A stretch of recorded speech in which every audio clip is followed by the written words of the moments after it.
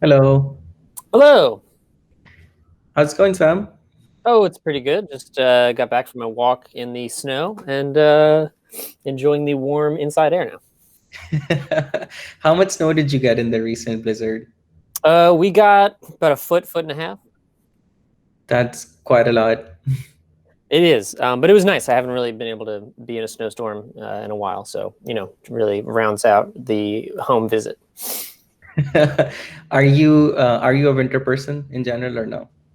In general, I am a season person. I like the Ah, changing of the seasons. okay. Yeah. Um, and why is that? Uh, for a few reasons. Well,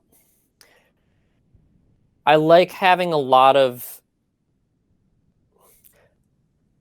it's similar to why I feel closer to the East Coast than like the desert of Los Angeles, which is I find that there's a lot more passive sensory input uh, that I Okay. get being here, if that makes sense, just from like a Mhm. pattern level. And so in your everyday life, just the way you walk, going on a walk that's inconsequential to nowhere in particular, you're just passively getting so much more interesting data in your mind.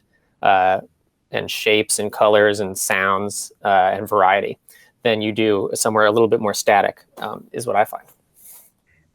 That's great. I've never heard such a biologically fundamental reason to like seasons. That's I very think, first principle. I think, yeah, I think I just came to that shape of understanding of it from having just so many times been in Los Angeles for a year and then visited home and just felt so much better at home, where I grew up. And it's because I think it's your mind is just we evolved to like encounter lots of different things. Yeah, no, that's absolutely right. Sam, first of all, just want to thank you again for joining me here today. Um, Absolutely. yeah, just to tell you a little bit about the podcast itself. The title is just "Tell Me Stuff I Should Know." We're Great. I already hope I have recording, as something. you can see from the little thing in the top. And the main reason I do this, honestly, is I want to be able to get to know lots of different passions, hobbies, even careers. I'm obviously not going to have the chance to do all of them in my lifetime. So just to be able to vicariously sort of live that for a little bit by talking to people who are really passionate about things, I think is a really good way for me to experience it. And I keep it very open ended. So you can pick one thing, talk about that whole thing. I'm sure there are things in your life you could talk about for hours and hours. You could jump around if you wanted. But the ultimate point is for you to walk away feeling like I had a fun conversation about a topic that really matters to me. Cool. So, what do you want to talk about? Oh gosh. Oh, that open ended. All right.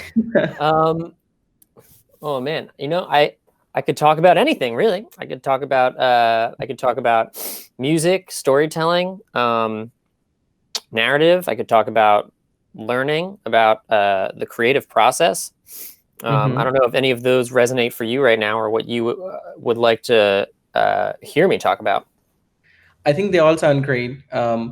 I think to me, most things that happen on the creative side of the human spectrum are magical to me. I've said this to you before as well, where I'm like, I don't know how you folks just go into a room and out of thin air come back with like a story or a character or a piece of music. So I think the creative process probably gets to the heart of most of those questions. Mm.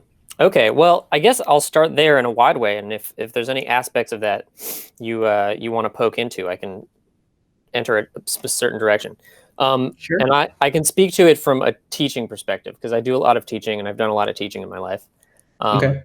and when I try to teach people in whatever discipline, but towards a creative end, a lot of that is uh, getting them out of a paradigm of good and bad. Okay. Because I think when you're operating in a paradigm of is this good or is this bad, uh, you're automatically closing yourself off to a lot of things. And you're closing yourself off to being able to hear or see or feel whatever it is you're trying to create uh, in a way that's useful to you and in a way that's maybe more objectively true, I think. Um, and it's also about like getting back to when we were little kids and we would just play. So for me, whatever endeavor I'm doing creatively, for myself, it's super important to find a way to play with it and create from a place of play. Or to say in a different way, I try not to have creating something be an end goal, even if Mm-hmm. ultimately that's why I'm sitting there creating it. For me, it's like that should be a byproduct of a different process, of a process of like exploration and discovery.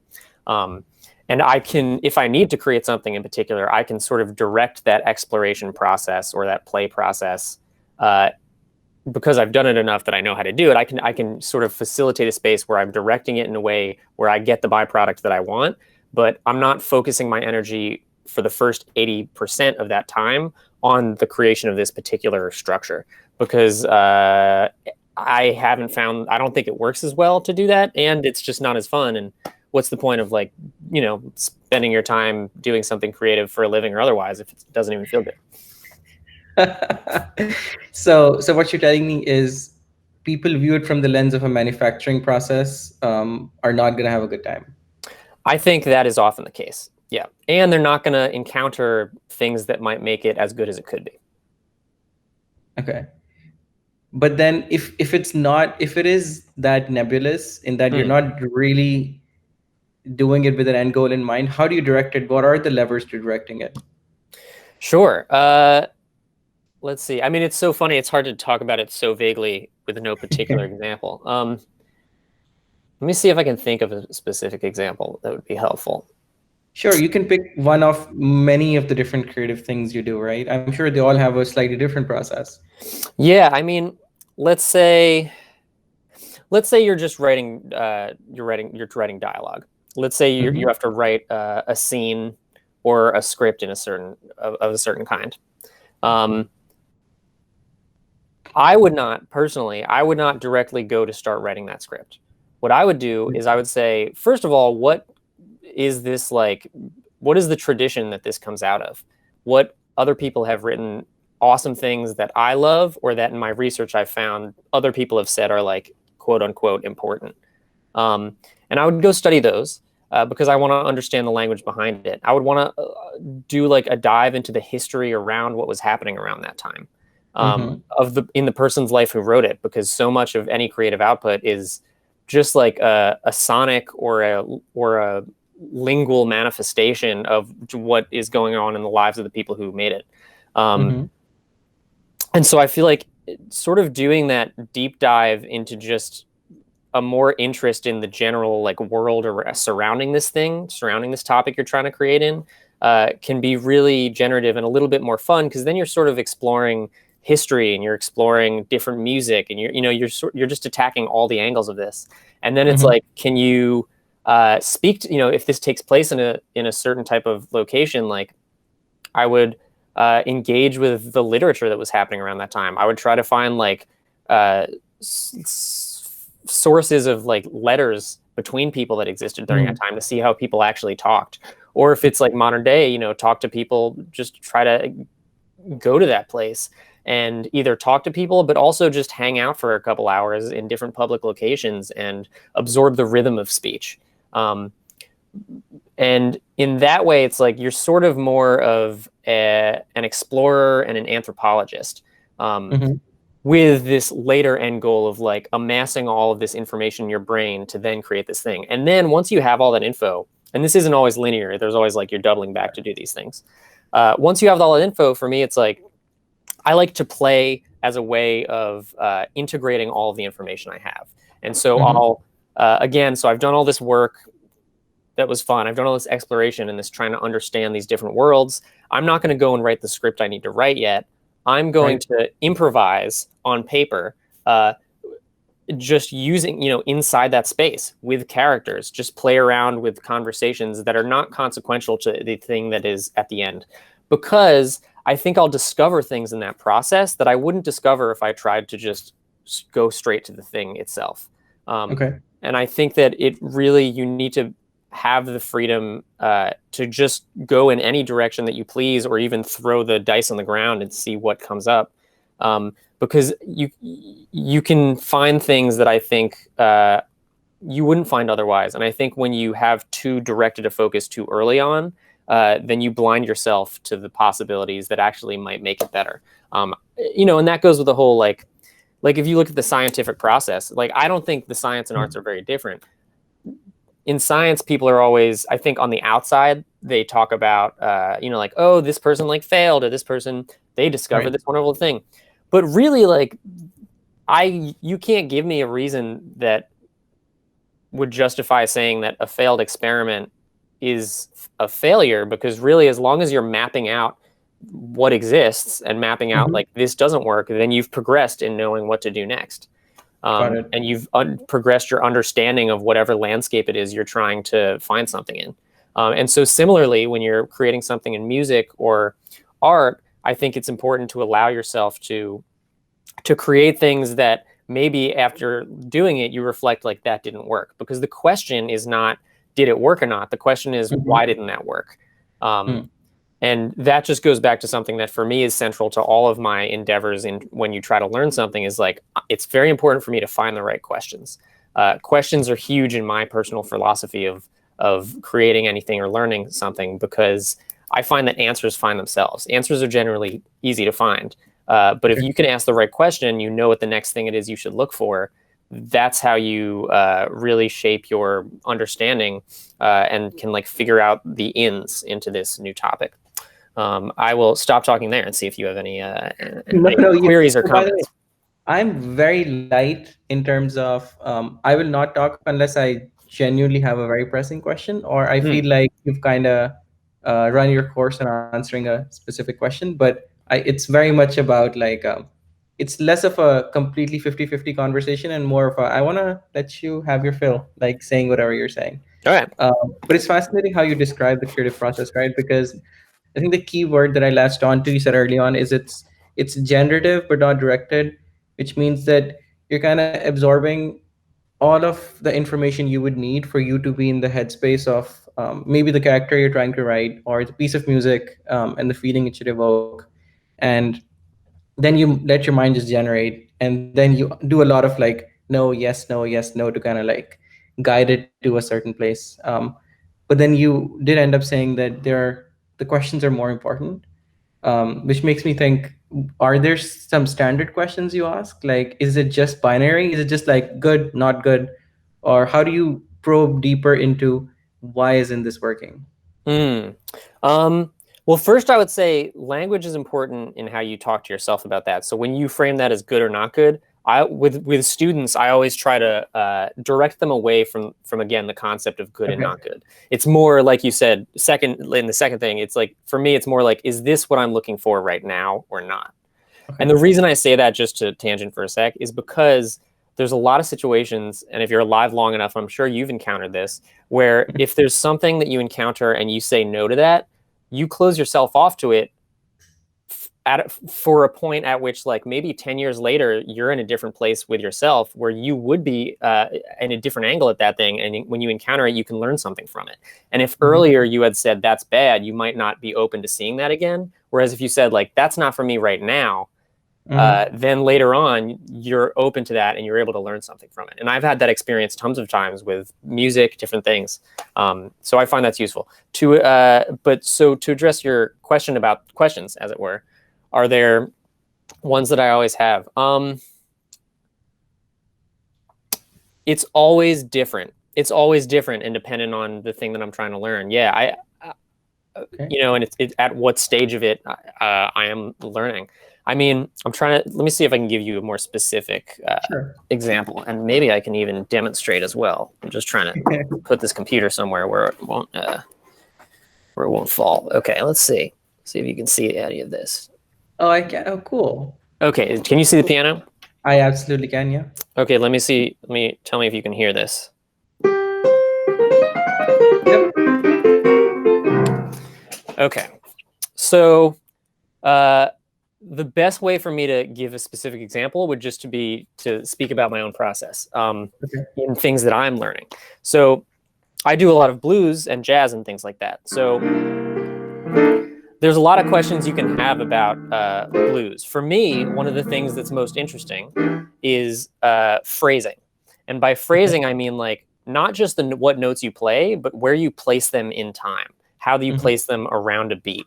And if you think of, I'm going to play one way and then I'll play another. So the first way I'll play is a very rigid way where everything is sort of this maybe like a Western classical approach to rhythm. Everything Okay. exists on the grid. So I'll do that first.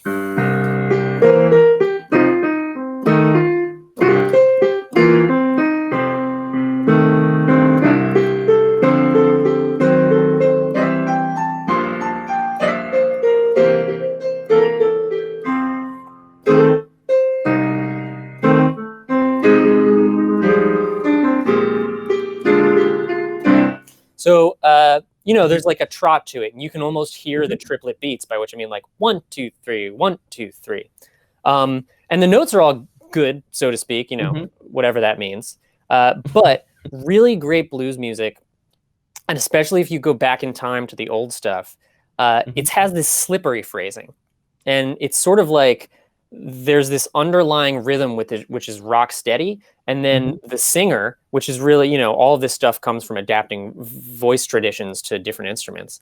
The melody line is sort of stretching and contracting time. It's doing this like ebb and flow in synchronicity, like around these steady beats, but it's still the great musicians. They're not losing that rhythm. They're snapping back to it. They know where it is. And so for me, like my question is, first of all, you asked if there are any steady questions. I have one. There is a question I always have, which is like, what do I actually like? Because that I think should guide you. And it seems simple and funny, but like so many students of every kind, especially in music, which I've taught the most, so many students have such a history of like learning things they're supposed to learn, which really Okay. ruins both their relationship with the medium, but also it makes them learn less. And I think it just makes you don't learn as much, because if you have this thing that you like, first of all, you're intrinsically motivated to inspect it. But also, Mm-hmm. I think the very act of liking it means that your mind is latched onto more detail about it. Mm. So to rein myself back into what we were talking about, so the first thing I played was this rigid quantized representation of melody. So now Mm-hmm. I'm going to play a little bit more of this ebb and flow, playing with time, but while the fundamental time is steady. Same. Get this wire out of the way. That's all right.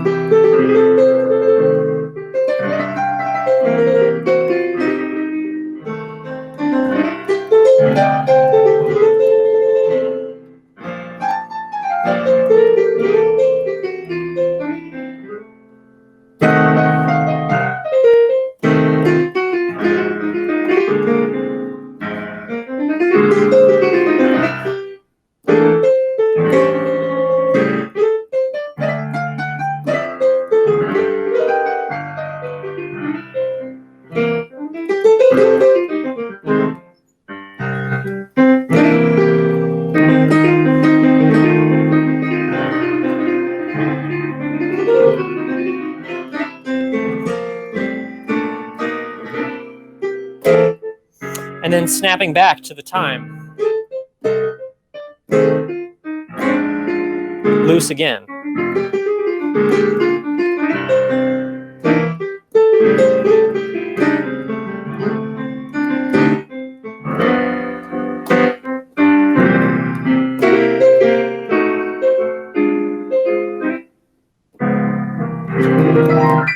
So Oh, yay! That was great.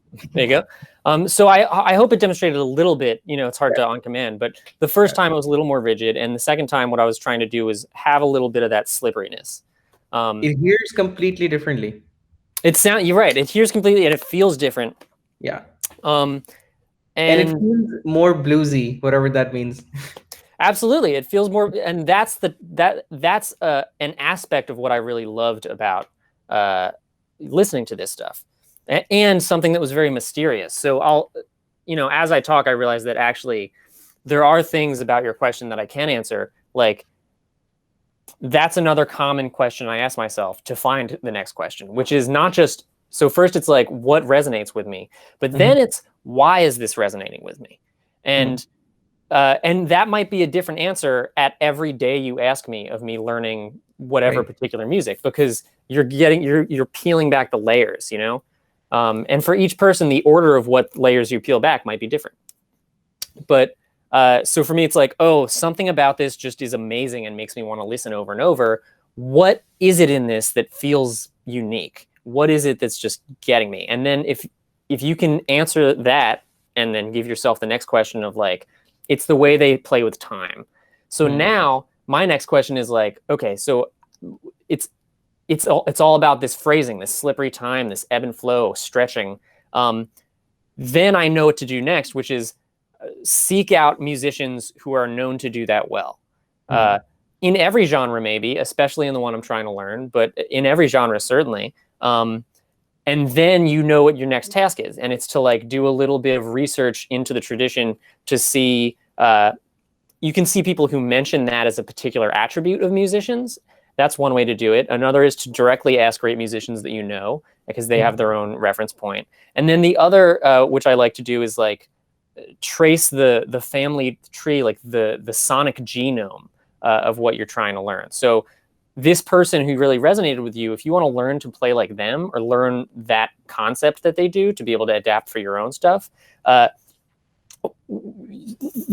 look at who they were influenced by, look at who they played with, and look at who they influenced. And then you'll find these like very interesting, concrete, conceptual frameworks that are like lines through this family tree. And it feels a little magical because like, it's like sound, it's music, but as you start to dig into that, you start being able to hear that, and then you'll encounter situations where you hear a recording in passing that you don't even know who it is, but you're like, I know it's this person. I know it is. It's not even their voice. It's just the way they touch the note. It has to be that person, or it's like it has to be someone who played with that person. And then you Hmm. start here. Then you're like, you look it up. You're like, oh, I'm right. And you start realizing like this magical, ethereal stuff is also concrete Hmm. in its own way, which is kind of I don't know. It's just kind of cool. Hope That that makes answers your question. that makes a lot of sense. And I think something that you've come to twice now in both of the previous questions is so much of creating is about consuming. Mm. Like having a great creative process is about having a process to have great taste, right? So how do you cultivate your taste?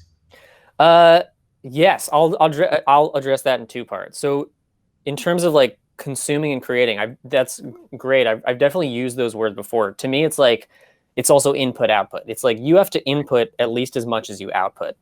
Right. Um, and you might go through periods where like you just output for a while. But uh, when I teach, I always tell people like you should be listening all the time, and especially if you're trying to learn something in particular, like listen relentlessly. I, for myself, like one of my own personal practices is I listen to at least one new album every day, and that's been true for the past like 10, 15 years. Oh my goodness, that's so much novelty. It's and it's not always an album I've never heard. Sometimes it's listen to an album that I know, but I want to like listen for a different slice of the thing in it or like get deeper. But Okay. yeah, you have to input to output, and I'm sure like on on like the software development side, uh, I imagine it can be very inspirational to like just look at someone else's code or a code of something that you admire and be like, oh, that's how they like put this together in a specific way, or even in a wide way of just like that aesthetic of like of crafting an architecture is very interesting. That makes Um, a lot of sense. Yeah, I'm fascinated by the fact that you listen to an album a day. That's a really doing anything every day is a hard to cultivate habit, especially if it is doesn't have to do with like literally eating food or something, because there's like we're driven to do that. So when did you start doing that? I started doing that, I guess, in college, maybe. Okay. Um, because it was great. I mean, it ties into this like you talk about this concept. You sort of just touched on the concept of motivation, uh, Yeah. and let's put that over here for now, and then pick it back up because I have some specific things to say about that. Um, Okay. but there was a second part to your question. It started with input output, and what was the end of that Just part? cultivating taste, right? Like how do you Taste. there's a lot of input output you can do. There's millions of things. It would take me thousands of lifetimes. How do you actually do it? Right. So, like, how do you curate what it is that you take Yeah. in? Sure. Um, so I think it's a mix of whatever, just like always the guiding beacon light is like what actually is interesting to you. What do you like?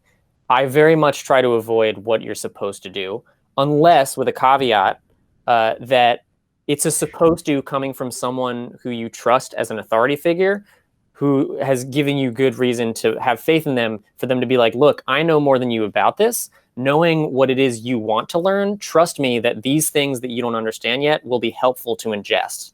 Um, Okay. and sometimes that is helpful. But it's similar. It's like if you can develop the questions, if you can develop your ability to know what it is to seek out based on what you want to learn, then to me that answers itself. So it's like, oh, I want to learn this concept. Great.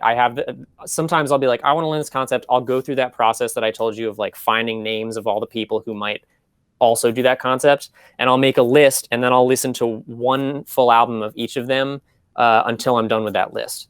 And then Mm. I have all the information. I did the research for that concept, and then I either have a new question about it, or I have enough to work with that I can now then go to my instrument and work it out. Yeah, so I hope that answers that. And then, Do oh you yes, find you have two, do you find you have two listening modes now? One like much more like, do you ever listen to music without analyzing it, or analyzing I is still fun? I think about listening itself in a very active way. So I'll Mm. describe that. So we have motivation we put over here. We have listening. Let's address that now.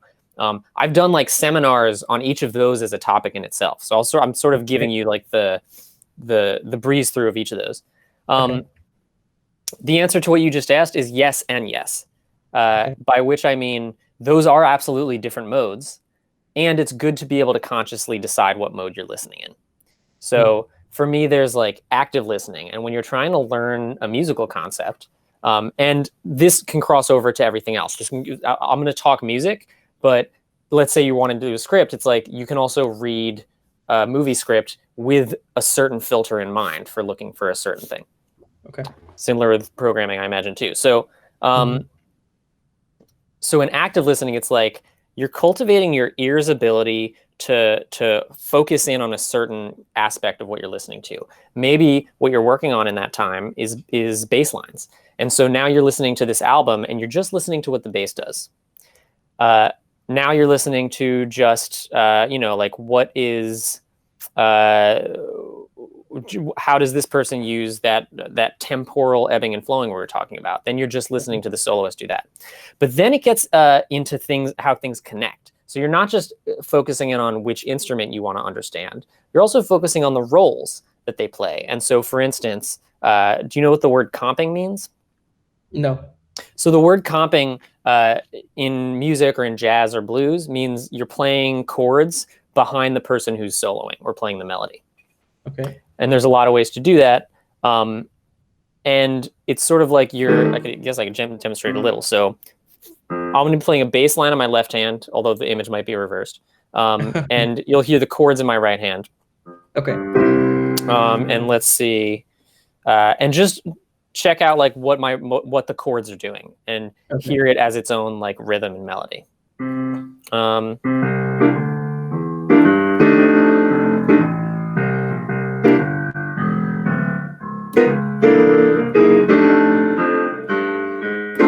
and let's say there's a soloist, which I will whistle.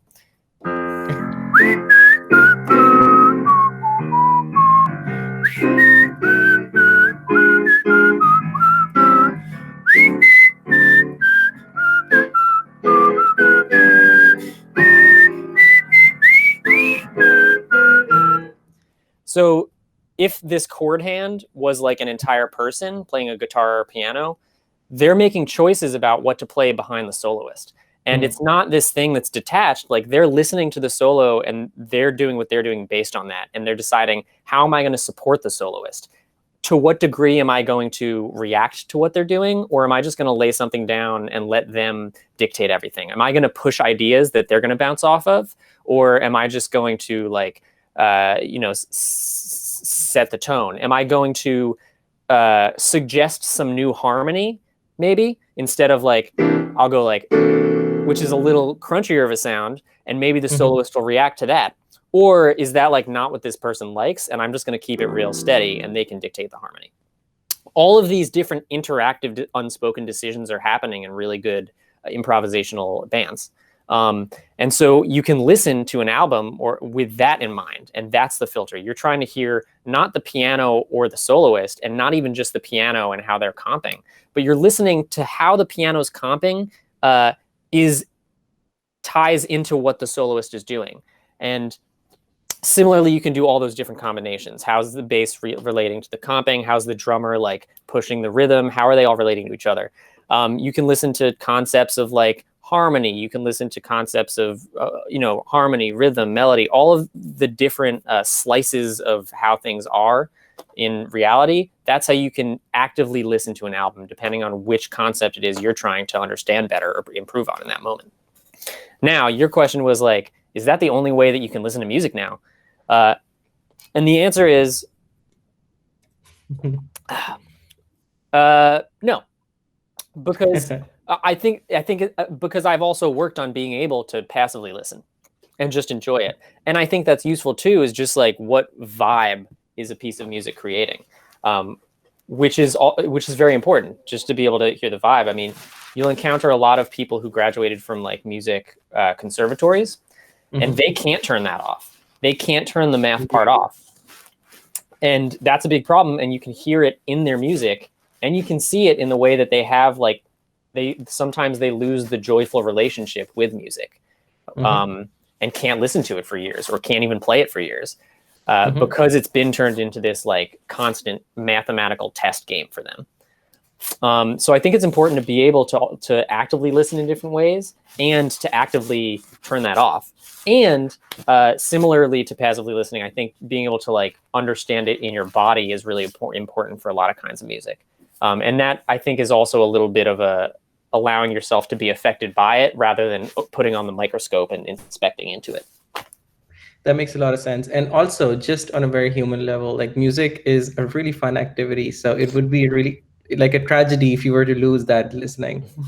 It is a tragedy. Every year, people graduate inside of a tragedy. And I have taught a lot of those people, and the work that I do with them is often initially not at all musical. It's more like you're a music therapist, and you're trying to undo certain kinds of trauma, and they develop like a panic disorder relationship with sound and their instrument. And it's all about like getting back to why they even started practicing in the first place. And sometimes the answer is like, I loved this thing, but in school I was told like that's not a real kind of music, or like that's a lesser or whatever. And my answer is always like, I don't know. In reality doesn't have like tiers of legitimacy when it comes to art to me. Like if you like go with the music that makes you feel good, whatever it is, you're going to learn a lot more doing that. You might even, through going in that direction, come back to this original thing that doesn't feel good anymore in a new way that feels good again. That makes a lot of sense. Actually, I had a trainer once, and I asked him a very naive question, which was like, "Which is the best exercise?" And he laughed and he said, "The best exercise is the one you want to do." Yeah, I mean, that totally makes sense. And which relates to the motivation aspect that you were asking about. Motivation. So, yes, feeling the fires of motivation. I mean, it relates to everything we were talking about. When it comes to motivation, I think that if you can get into a practice of, if you can do something every single day consistently, even for a little bit, just 5 minutes, and that thing is something you genuinely are interested in, then it sort of motivates itself. Like, and if you can understand how to ask the right questions, then after a couple days of doing something in a row, the questions start to just ask themselves, and you always know what you want to go inspect tomorrow. It's like you're a detective on a case. And it's also, there are different like skills you can develop to improve how that works. One is the question aspect that we talked about, like how do you ask the right questions? And related to that is the ability to break something down into small enough chunks that you can accomplish it in the amount of time that you're going to sit there and work on it. Because the sense of a lot, this is something so many people relate to in practicing anything, is sitting down and doing some whatever exercise you're supposed to do, and then getting up from practicing, and you don't even know if you improved. And that is very demotivating, Mm-hmm. on a grand scale and on a micro scale. Whereas if you can learn to be able to take a large concept and know how to decide what small chunk of it to break it down into, then when you sit down to learn that, it could be the smallest piece of information that might seem a silly level of small. But if you broke it down to a point where even in my 5 minutes today that I have to practice, by the time I stand up, I know for a fact that I improved at that, or I know for a fact that I understand that better than I did when I sat down, that that just feels good, and it feels like you're doing something productive, and it makes you want to the next day do it again, because you're sort of conditioning yourself to understand that relating to this physical object does feel good at the end of it. um, Mm-hmm. and because you did chip away at a very concrete block, even if that block is a pebble, then you know what the next block is, and so there is a sense of progression. I think that what happens to a lot of people is they're given either arbitrary exercises that aren't related to this specific to what they need to learn next, um, Mm-hmm. and they haven't been taught how to break something down into small enough components, which is both a skill and related to like different aspects of like ego in our culture about like you have to do it big, and you have, if you can't do it this way, then you're not good at it. Whereas like if you talk to people who are real masters at things, they'll all tell you like the things that you were trying that you felt bad doing, where it was like so small and insignificant. Like it's not that they didn't do those, it's that they did those all the time over, like that's how they did it, and they certainly had a day where they worked on that thing. They just then worked on the next thing and the next thing and the next thing. I don't know. I mean, I'd love to hear your perspective on that, both as a practitioner of like engineering, but also you've mentored a lot of people, it sounds like, and like managed people. So I imagine that in your experience of like working with a lot of folks, and you have a certain understanding of how to help them develop their understanding of a very large problem. Yeah, I think you hit it right on the head, which is that most people, what they struggle with is the ability to chunk something up so that you always have incremental progress. Mm, If no matter how crazy something is, and it really, again, depends on the difficulty curve for the thing you're trying to do. For example, one of the things that I learned recently, I've been trying to get into music, and different instruments have different difficulty curves. So yeah. some will be difficult, really really hard in the start, but get easier and easier over time. Piano, I've heard, is like a linear curve in that there's always more difficult stuff to do, but getting a note out is obviously not as hard as some other instruments. Whereas Right. a violin, for example, is really tough in the beginning for a while, even to get a nice sound out of it. And then once it gets to a better place, then yeah, then you can have a more sort of like steady learning curve. And it's when it's the steepest, when the curve is the steepest, it's the hardest to know like what is the smallest step to take. Mm, And that could either be learning an instrument, or that could be I'm so terrible at public speaking that before going in front of people I literally have an anxiety attack. Like, how do you mentor somebody into thinking like, okay, maybe I can give a presentation in front of some people that I trust, and maybe I can prepare ahead of time, and maybe that's my first step. And the next step is like maybe a slightly bigger group with a slightly unfamiliar material, and then just getting that engine set up for, okay, what is the next thing, what is the next thing. I think you perfectly described it. I don't think I'm going to add anything to it, but it's exactly the same process no matter what the thing is that they're trying to get better at. yeah, absolutely. And it's like you were just saying at the end. It's like it's not just that in breaking it up you learn it more effectively, but it also teaches the person doing it that it how to have it feel good, and that it can feel good. And once it feels good, and once your body knows that thing feels good, then you kind of it's much easier to go back to it. It's self perpetuating, and that's my goal, is to like teach people how to develop a self perpetuating process, which I think is hard to do if it's something you don't care about, or something that someone is telling you you should care about. Um, Even then, though, that sort of approach is helpful because there are things in life we just have to do, and so it's still good to be able to understand what's a good way to make that feel okay and effective.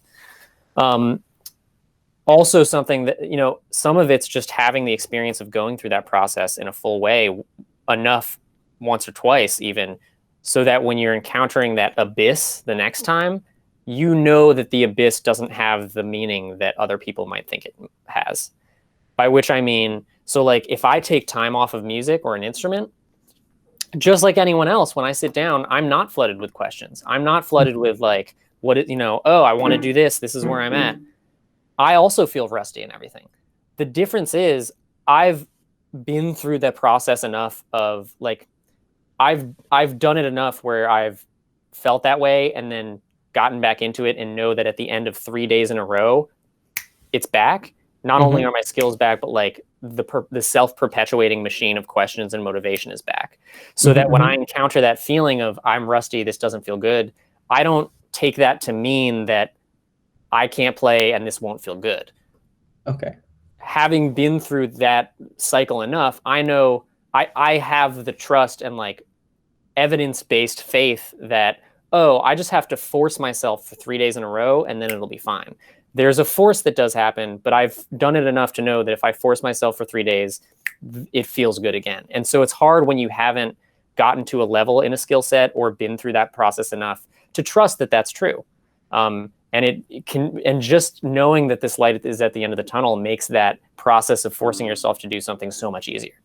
So, it's part of it is also just like developing a relationship with someone you're teaching where they trust you enough to say like, all right, I'm in your hands. I'll give this a shot for 3 days. And then more often than not, it's like, then it works. So I think part of it's just, it's hard to teach people something that because you have been through it. Right. Yeah. Yeah, I think like what you're touching upon is the power of training, and it could be in many different scenarios. One of the reasons you train, like, I don't know, people who live in really high stress kind of jobs, like astronauts or like pilots or things like that, is your instinct. We know our instincts are not going to be correct. There's just enough demonstrable evidence to just show that. And what you want to do is train with people who have done it before many different times. They put you in like slightly shady scenarios where you're not really a danger, but your body is screaming that you're a danger, getting over it, so that the thousandth time it happens in a real scenario, you're like, this sucks that this is happening and I'm feeling this way, but I don't need to acknowledge it. I'm just going to do what my training has instructed me to do. Absolutely right. Like this sucks, but I know that even though this feels bad, it doesn't mean the thing my brain is telling me it means. Yeah. Yeah. Yeah.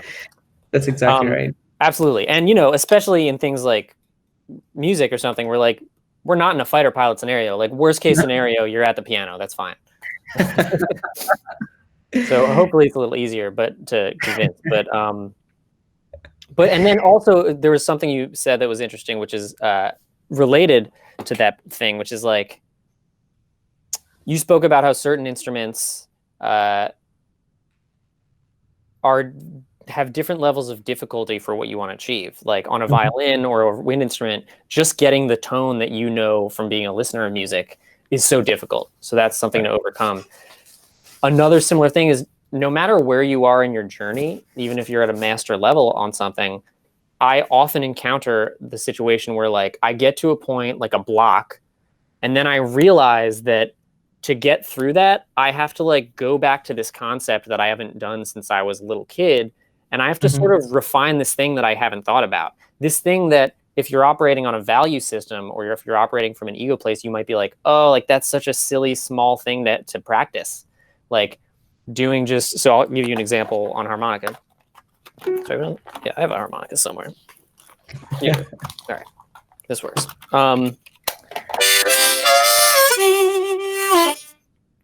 So like, there you go. So look, I can shred on the harmonica. This is relevant. So first I'll demonstrate like I'm at a certain level.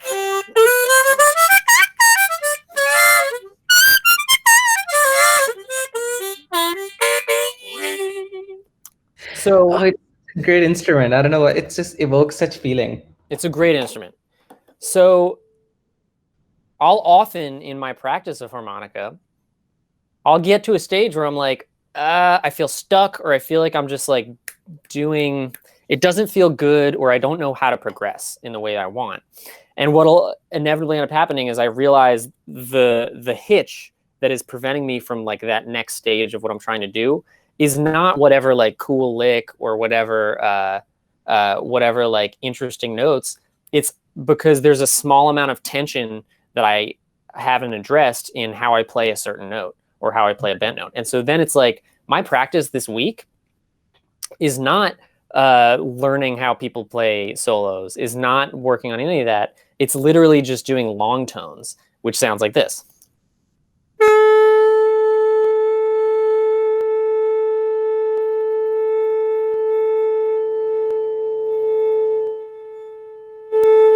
And I do that on every note of the harmonica for like full entire breaths. And while I do that slow breath, I'm like closing my eyes and honing in on every muscle in my body and testing out the muscle. And what I'll do is I'll like tense the smallest muscle and then untense it. And if I can relax a muscle and the sound doesn't change, then that's a key to me that that muscle is not actually responsible for producing that sound, and that I should turn that muscle off.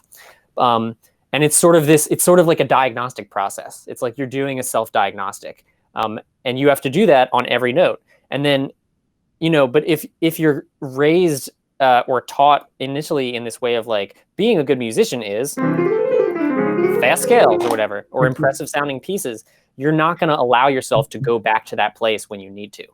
But that might be the very thing that is preventing you from getting to the next level where you can do all those fun things. But so for me, it's like I've gone through that enough where I know that that is what it's about, and you can get into a meditative space where like you do enjoy that.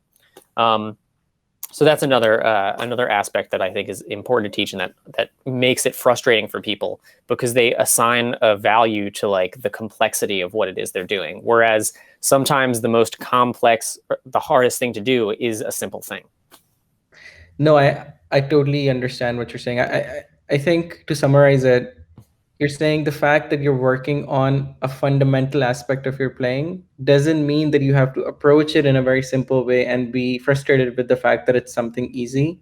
Right. Because the process you just described is a very refined, very advanced, very meditative, sort of like mindful process of trying to exactly get it perfect. And when it's down to like knowing which small aspects of my posture or even my mental state are affecting the sound, it's not something, it's actually it's full of mastery. Yeah, and it's also about knowing like how to dial back all the different things you're doing. So let's say I want to work on my touch, which this is an electric piano, so for me it's not as it's an acoustic piano is really where you would work on that. But like touch is such an ethereal concept, but it's the thing that when I say touch, it's like it's the thing that allows me to listen to a pianist and be like, oh, that's Bill Evans, that's Chick Corea, because they can both sit down at the same piano, play the same note, and the way they play that note is totally different. It's the same way that me and you can say the same words, but people would be like, yeah, that's a different person. And to work on touch, like maybe you get to a point where you realize that's a concept you want to work on next. But to do that, you have to sort of turn down the complexity of all the other stuff you're doing for a little while. You might be like a master of harmony, But if you're trying to maintain the complexity of that while you work on this other thing, you're going to like use up your brain power on this, where you need to just turn that off and go back to the simplest thing and see what it is to play a single note at a time. It's also similar. I don't know if you've ever played with Rubik's Cubes. I used to be like really into a Rubik's Cube. I wanted to figure, I didn't get like pro, but I was able to do it in like a minute. That was my low threshold. But the way those algorithms work is you just memorize algorithms. It's nothing too mysterious. But the way the ones work at that point is like you build the layers, like layer 1, layer 2, and then for layer 3, for like the very final step to completing this perfect form, it requires an algorithm that completely discombobulates it for a while to then get it back into shape. And I think about that a lot in regards to this stuff, where it's like sometimes you do have to just break everything down again to get into this one component in the engine before you put it back together. And if you were so attached to keeping it looking nice and formed, you would never be able to zoom in and do that.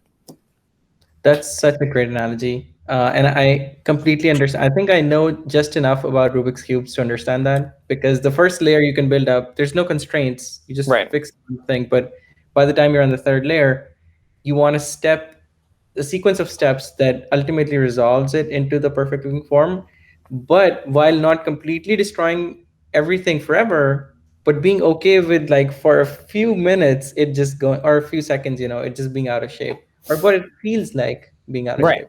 Absolutely. Yeah.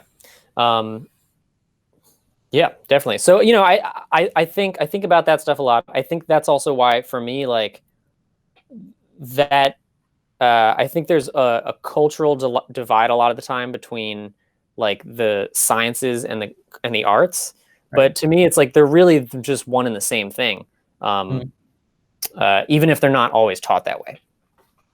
They're definitely not taught that way. In fact, Sam, I've had a question rolling around my head for like 10 minutes. Yes. Something you have come at from many different angles, and I can sense it just in the way you approach everything is you're not too happy with traditional teaching methods or how things are happening in like big schools or conservatories. First of all, I guess two-parter. What is your experience like? How have you gone through music education? How much of it is self-driven? How much of it from institutions? And secondly, like, um, what do you think is wrong in terms of the way music being taught the way it is? I know you've already touched upon good versus bad, but maybe other things. So I come at this from being lucky to be taught from a very early age, in a way that I have found is sort of positive and based improvisation based. So my primary, like, the person who sort of gave me my philosophy for music, I had a piano teacher from age 6 to 16, Okay. um, and uh, he taught me as like a 6-year-old about learning through improvisation. He had me like meditate in our lessons, Oh um, wow. which at the time, like, I didn't really understand why, but in reflection, it served to just like make me aware of a type of mindset that is a really useful and like positive place to create from. Hmm. And just again, I think it hones in a general way the ability to like focus on certain things you want to, do that active listening without talking about like, here's how you listen to bass. Um, so I was lucky to have a, a great foundational experience, which sort of informed the rest of everything I do. And what was important to him, which is similar to what my goal is when I teach, is like, my goal is not to teach someone to be a great musician. My goal Mhm. is to teach someone how to teach themselves so that they don't need Mhm. me. They don't need to rely on me to feel good with their instrument or achieve the things they want to achieve. So I was lucky in that regard. In regards to like what's wrong, I mean, a lot of it is that people teach things different than the way that the masters they're studying understood their craft. And so Okay. by that, I mean, like, there'll be masters in any medium or discipline, and then you'll have these people who analyze it and they'll develop structures based on it. And it's not that the structures are incorrect descriptions, it's that they're external and they're that person's understanding of this Mm, concept. mm, And they're not actually often trying to get at what the person who they're worshiping actually, how they understood their own work and their own process, and not understanding that like the most effective way someone can learn something is to learn it in their own way, mm, using all of those processes. I mean, I'm not like don't do those things, but I try to, when I teach people, the very first thing I tell them is like, what I am saying is not gospel. It doesn't have to be true for you or work for you. um, what I want you to do is like try these things and then take the things that feel right. um, because I think a lot of the time things are taught by way of like, this is how you do it, and if you don't do it this way, that's wrong. But I've never learned effectively that way. I've learned by looking at all of those things and saying like, this piece of it makes sense to me, or this piece of it like resonates, this piece doesn't. And I think being okay with like just approaching things in that way allows people to develop their own understanding. Um, Similarly, to speak to more specifically to that idea of like, most things aren't taught the way that the people who they're trying to learn about actually did them. This is mhm, true in everything. Like, you look at jazz, something that, and blues is taught so wrong. It's taught from a perspective of music theory. It's taught like what's blues? Blues is like 1 4 5 1. They use theory to describe this, and they try to give you scales, like a blues scale. And what that does is it gives you an initial bump that makes you feel like you're doing it faster. But Okay. it's not really the way that it was done, which is it's Hmm. linguistic.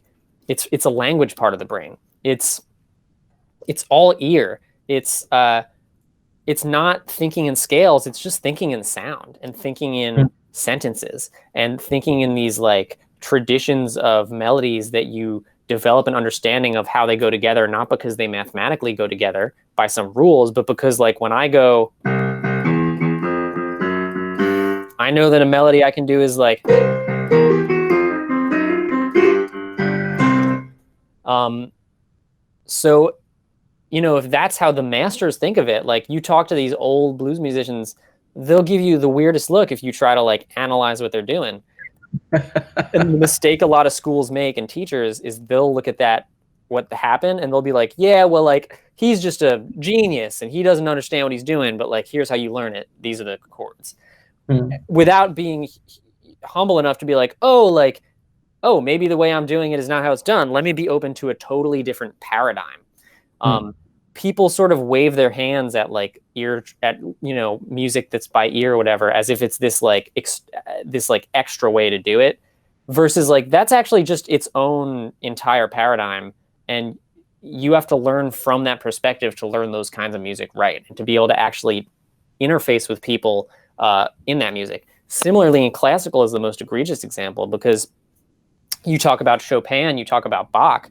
uh, Maybe less so now, but for a lot of the 20th century, improvisation was sort of looked down upon in classical conservatories and by people. You looks like you want to say something. Is that No, no, I'm just surprised. I'm like, really? there? Yeah, there's a lot of people who it's like it's this extra thing, or it's like that's kind of irrelevant. Whereas all of those people that they're worshiping and spend their whole entire lives like studying 8 hours a day were known as master improvisers. And Right. the fact that all of those, we have all this music from them, is not necessarily because they said this is the music I want to live for 200 years. It's that like recording didn't exist then. And so they had to just put down the kinds of things that they were improvising and decide on one consecrated way to represent that, exploration on paper. Um, so uh, what you have is you have a lot of people who like fall in love with the sound of Chopin and then go to music school and then have like the love of music and the love of exploration sort of metaphorically beaten out of them, uh, Mm. to the point where like they lose the joy of practicing, of playing. They have all these attachments of like good and bad and ego, and like if they and like this music is right to learn, or like this will help them, and then they're sort of living someone else's path, which Mm. intrinsically just always feels a little dissonant. um, Whereas like for me learning Chopin, I love Chopin so much, so for what I do is I like improvise in that style.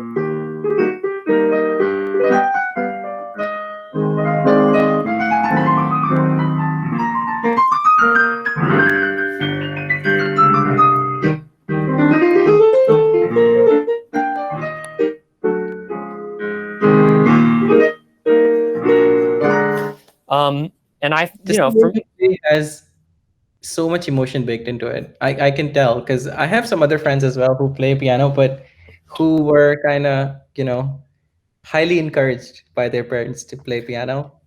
And at times their classical playing can feel very metronomic. For sure. And part of that is because when they're playing from a place of theory, and they're playing from a place of like numbers and Right. knowing what the shapes of what they're doing is. What I try to do is I just play from ear, and I don't play something unless it's exactly what I hear in my head. Not Hmm. always, but for a lot of the things I try to do, it's like my own restriction is like I want to be able to hear something clearly in my head and play it on the piano. And when you hear someone doing that, there's, like you described, there's this like, it seems esoteric, but there's something about the way they play a single note where you can hear that they're singing it through their instrument. And that's so, you know, that's the kind of thing that when you hear like a really legendary blues musician or jazz musician play, it's not that they're just like shredding the most incredible math. Although that stuff sounds cool, and if that's your goal, you can make awesome music that way. It's totally valid. It's that they're totally aligned with their intent. And for me, Mm, that's really what it's all about, is being aligned with your intent. I'm not saying any particular intent is wrong, but what happens a lot is people's intent is different than what they're doing. And they're not ever stopping themselves and saying, like, is this thing I played really what I intended from the core of my being? Is it really what I heard as the next phrase? Or am I doing it because I know that over a C chord, this scale is supposed to work? So as long as I play anything in that scale, then that's viable. And you can hear the difference. Even again, it's similar to the touch thing. Like, even if it ends up being the same phrase, when you hear someone play something that comes from inside of their head, it just sounds different. It sounds like they're speaking through it. Um, mm, so, you know, that's the kind of stuff that really attracted me to that type of music, and something that I've like really tried to be true to and dig into. And again, it's like it's a magical thing, but it's also concrete, because it's like you can teach that. And I teach that by saying, like, first you got to listen to a lot so you have music in your head. Then this is the part they don't teach you. You have to practice hearing music in your head.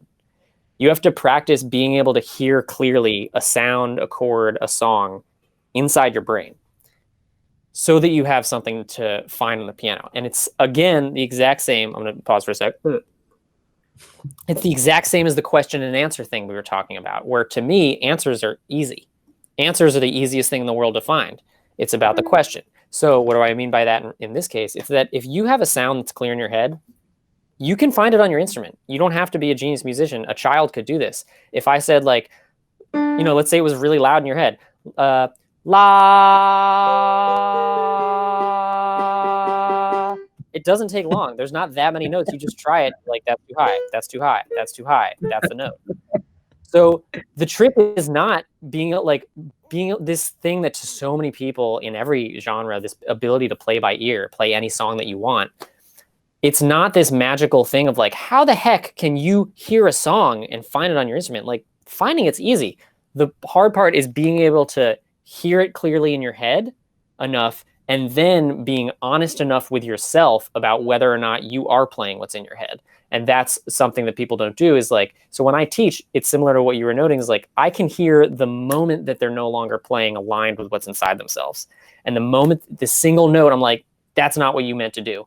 And I stop them and I'm like, just pause, don't touch the instrument, be silent, and really think about, like, really hear what it is, and just turn the volume up on what it is you're hearing, and then find that. And the second they do that, a few things happen. A, they're happier, it feels better, and they learn it way better. In the same way that the way babies learn language, they don't study grammar. They don't study, you know, that's an insane thing to do. What they do is they hear people making sounds and gesturing to objects in the real world and making faces and emotions, and then they start like babbling and playing around with these sounds. And then over time, these disparate strings of truths, there's enough of them that suddenly, like a connect the dots, they're connecting more strings and they're building longer things with them. So yes, for me, being aligned with intent is important. And I phrase it that way, as being a much higher, that's what it's about, not about always play by ear. Because again, let's talk about the mathematical thing. There's tons of music where maybe your goal, maybe your interest and curiosity is like, maybe, oh, like, what if I like made a grid of numbers and then like made a melody based off choosing like a bunch of, you know, like, that's totally great. And then when you make the music from that, that feels good because you're like taking an intent and you're following through on it in a real way. So I just want to clarify that, because I'm not maligning other approaches. It's just, I think a lot of people take the other approach as a means to get to this paradigm where they should really address it on its own terms. If that makes that sense. makes a lot. That makes sense. I think basically what I understood is that a lot of people tend to focus on the emergent structure and the form of what comes out, and Mhm. then enforce arbitrary rules based on the seeming structure of the thing. Whereas what's important is to emulate the intention of the person making it, no matter what the intention. It could be playing by ear, it could be doing something mathematical, it could be whatever, but the emergent structure is not the key to like reverse engineering the thing, and like sitting there and trying to see like, oh, why is this wire connected to this wire, rather than thinking it's a TV, I'm looking at a TV, the point of the thing was to get a picture across at me, not to like just completely replicate the circuitry of the TV or something. Yeah, absolutely. And like reverse engineering, I think about reverse engineering in like when I try to learn music or stuff, and it's totally a legit approach as long as you're reverse engineering without bringing like, I guess, other assumptions about it. Like allow yourself to break this thing down and reverse engineer it, and like let that tell you what it is, I guess, rather than reverse engineering it through this filter you've already decided. Because again, similar to the very first things we were talking about, like you will miss a lot of truths if you come into it with boundaries already. Mhm. And I think one thing I'd like to get your thoughts on is, I do see a strong relationship between the music tradition, the Western music tradition, and this kind of thinking, because I've, unlike you, you've been learning music since you were a child. I've only been learning music for, I don't know, less than half a year. But I've been learning in the Indian classical musical tradition, and it's very different. My own teacher has sort of said a lot of things that you are saying today. He plays the bansuri, but he also plays jazz, piano, and stuff here. And he said, anytime you're practicing, sing the thing out first in your head and out loud, and then play it, and then do it again, and then sing it. And I'm like, why? I'm not a good singer. He's like, that doesn't have anything to do with it. Yeah. You have to be able to say the melody. And the reason is, a lot of classical Indian music, the musicians just show up to the concert with nothing and just improvise for like an hour, because the focus is on melody. Like one person sits there, drives the main melody, maybe a couple of people will accompany with like some accompanying melodies, but there's no orchestra, there's no like everybody has to play together. And maybe the Western musical tradition of, harmony and having a whole orchestra play together has caused improvisation to take a little bit of a backseat. What are your thoughts on that? I think it's such a complicated issue. I'll give you my thoughts with the caveat that I think it's I think I don't know enough to answer that totally right. Okay. Um, so I will answer that, but also just say that I'm no expert in that regard. Um, I think we should clarify that as Western European music, Okay. Western European Christian. The reason I say that is because like by now Western music is a lot of black music, which is really where like it's very similar to the Indian stuff you're talking about Okay. in its form. Um, yes, I think the fact that that Western classical thing. I mean, I don't know where that shift occurred because, as I said, those Western classical masters, there was a time where improvisation was valued as a core aspect of musicianship. That's right. So I don't know why in like the early 1900s that shift occurred.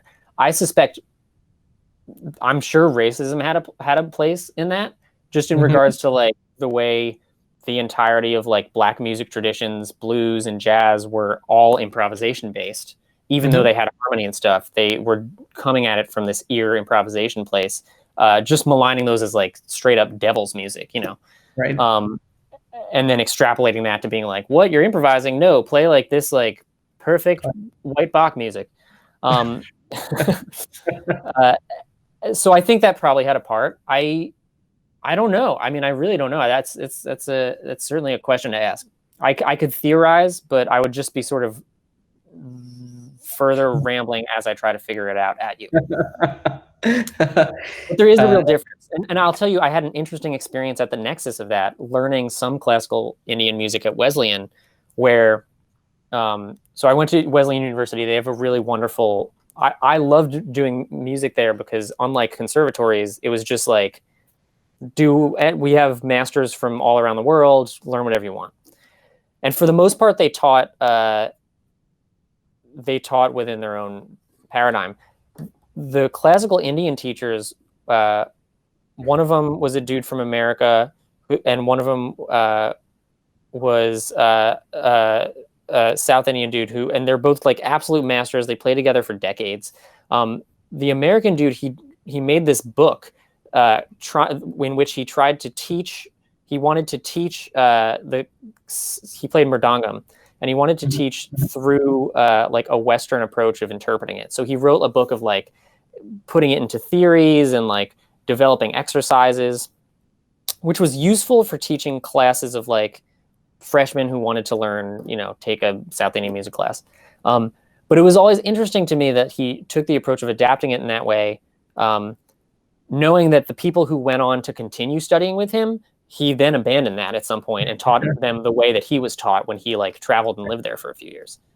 Okay. And so it just begs the question of like, what is the utility of interpreting? If you're trying to learn something from another culture, what is like the utility of trying to interpret it from your own perspective so that you can learn parts of it faster versus like, what do you lose in doing that?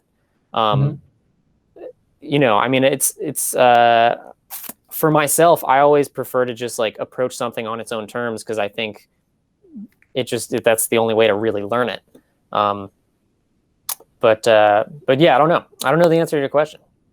It also feels a lot more like the theorizing feels like a taxonomical like exercise. You're just trying to make trees of categories and trying to fix things into like, okay, under this like, and by the way, oh yeah, South Indian music is a lot like X genre of music if you look at the Right. scales and blah blah blah. And it can feel psychologically satisfying, like because you've categorized it, you understand it, so maybe you've learned it, but you That makes haven't. sense. Yeah, it's a real human thing to be like, I can like put these in boxes and like now I'm starting to understand the structure of it.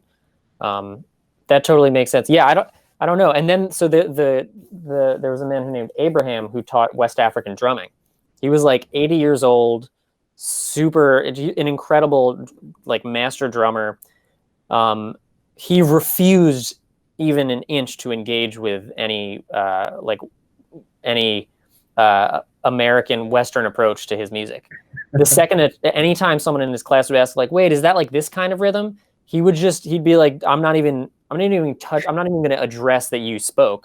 I'm just going to repeat after me, And everyone who took that class, whether they know it or not, I noticed it from outside and from playing with them before and afterwards. Everyone who took that class developed an incredibly intuitive sense of rhythm that people who, maybe were studying jazz drumming but didn't try to learn where that drumming came from in an authentic way weren't able to engage with. So it's like you can feel the effect of it. I have a friend who has been learning tabla for 4 or 5 years, and I think he said something very similar where he went and met somebody who was more like a traditional band kind of drummer, and he was just messing around on the tabla and he was doing some fun stuff, and the guy's like, dude, you're doing some this like, I don't know, polyrhythmic this or that or whatever. And he's like, I didn't even know it was called that. It's just my guru has been teaching me to do like this stuff and I just know how to do it. Absolutely. And I think that to your point about like taxonomy and things, while those are interesting and probably / maybe useful in certain ways, like it gets to a point where once you get past a point, that way of approaching it is actually way more complicated and confusing than the other way. In like what your friend was saying, where like, maybe let's see. Yeah. Maybe like if I went, if I tried to write out the harmony and theory of that and what each chord that was on, it would look insane. It would look like a in a movie when a math professor has a board full. But if I said to you like, oh, what this is called is ba ba da da da da da da da da, Yeah. you already know what that is. You hear that, and that's relates to something that I also think is worth bringing up, which is like where I find the pointlessness of approaching those kinds of things from that other perspective is, which is like, okay, so you say it's useful to use the phrase C7 as to describe a chord. Why is that useful? And they'll be like, well, because it's so great. You can just say a word and then they know what you mean in the music. And to me, it's like, well, what is a word? A word is a sound. So you're telling me that you're saying a unique sound to indicate to me what buttons to press to get a certain sound. Why isn't the sound just the word for it itself? How come this isn't the word for C7? Because to musicians who learn by ear, that is the word for C7, and why when we play together, I don't have to say I'm playing C7. I just go like this, and they know what that is in their body. In the same way that when I say, hey, apple, you know what saying apple is in your body. You know what that is. It's, if linguistically, the way our speaking works is that it is by sound. So if I want to tell you apple, I can't project, I have to say the sound to represent this idea in your mind. But it'd be like if I could psychically project an image into your head, and I would Mm-hmm. just project the image apple. That would be a way more direct way to do it than Yeah. to like project this, project the word apple that you had to learn to then Mhm. interpret into it's this like external step. So for me, it's like, we already have sounds. Why aren't the sounds just the descriptions of themselves? They're all different. I maybe this also shows that like I tend to listen to people a lot. I'm pretty open minded, but I'm already sold on that idea. Like, why aren't the sounds just the sounds? The only problem with that would be, uh, or not all of us are singers. Like, right? I said to my teacher, and he's like, that doesn't matter, dude. Like, once you do it enough, even if you're not a singer, you're not gonna sound pretty, but you will be able to almost not have perfect pitch, but be able to get those ideas across. Absolutely. And in doing it, your voice actually just gets better. I mean, you go to places where like culturally, whatever their certain music is in all kinds of cultures where like their musical tradition is more oral or voice based. Hmm. Even the people who wouldn't say they're good singers are like, they're all great singer, whatever great singers mean to us in this, Right, right. growing up here. Because it's like, oh, that's just like part of their lives and that's how they communicate. And so the default is in the same way that like you can use whatever your language is to speak to me. Hmm. Um, you can like use your voice to sing. And probably back in the day, I'm talking like tens of thousands of years ago, that is how humans primarily would have communicated using music. It's just making music to each other, not saying C, like some tribal person 20,000 years ago didn't say C7. No, they're right. They're not abstracting it, but 20,000 years ago, there was maybe harmonizing. They were doing, because I mean, that's an interesting thing in itself. This idea of like how intrinsic or universal are certain musical concepts. Hmm. And that's based on just like how air wiggles together. Because like a fifth, yes, people can say like, oh, does this sound happy or sad in different cultures? Like, but there is a physics-based thing that happens when you put certain kinds of intervals together that makes like the Hmm. air resonate stronger, that make people, if your head buzzes when there's a certain interval, all over the planet, cultures are going to develop music around that certain interval. Um, but they might not all be like, this is a fifth. They might be like, this is a, Okay, yeah. that makes sense. Sam, I'm going to do a time check. It's definitely been a while. I planned Yes. it for being an hour. It's already longer. I generally don't try to hold people for longer than they're comfortable. Well, So we zoomed on. that's great. So how do you feel? We can sort of like end on a question, or if you have a particular topic that you feel like wasn't brought up, I think Mm. it's a good time.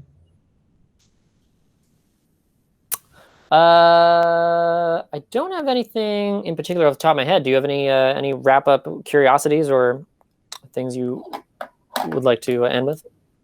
I think generally I ask people to end with, what is your advice for anybody who is either engaging with music for the first time or hasn't been engaging with it for a while or coming back to it feeling rusty. Like, what are some of the sort of like pieces of advice you would give them to make it a more solid part of their life, like you have done? Yes, this is my broad strokes, and this applies for music, screenwriting, programming, whatever. First, figure out what you like. What do you actually enjoy listening to? Or what do you want to understand more about? Because maybe something is not enjoyable, but it's cathartic, So enjoyable is maybe not a metric for important to you. Okay. Um, uh, and use that as your beacon for learning or for engaging with the subject.